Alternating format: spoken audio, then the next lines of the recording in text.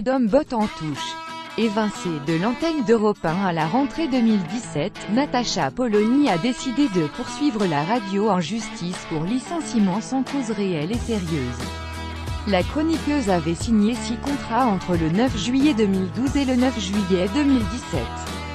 Le Conseil des prud'hommes de Paris a reporté l'affaire devant le juge départiteur, a-t-on appris le 19 janvier.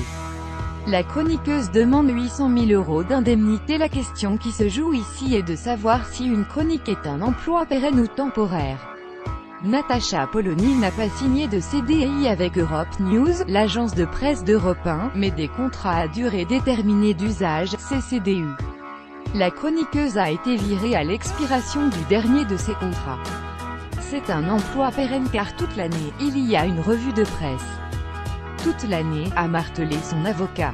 Le CDDU applicable par définition à des missions courtes et irrégulières, n'était donc juridiquement pas adapté à la mission.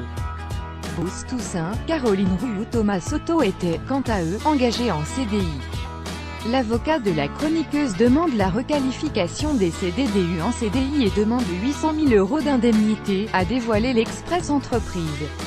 La chroniqueuse touchait 27 400 € par mois de leur côté. Les avocats d'Europe News ont réfuté le caractère pérenne de la revue de presse de Natacha Polony et ont mis en avant la chute des audiences de la matinale, qui nécessitait un renouvellement.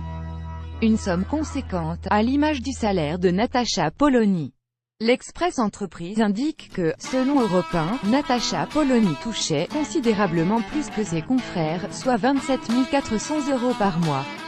Une somme qui a suscité de vives réactions sur les réseaux sociaux, notamment par les journalistes. 27 400 €. Quand tu sais ce que gagnent les journalistes reporters de terrain, a notamment regretté Nassira El Moadem, directrice du Bondier Blog. De nombreux journalistes ont pointé la précarité des pigistes. Certains internautes y ont vu de la jalousie et ne s'offusquent pas de la somme gagnée, dans la mesure où elle exerçait dans une radio privée.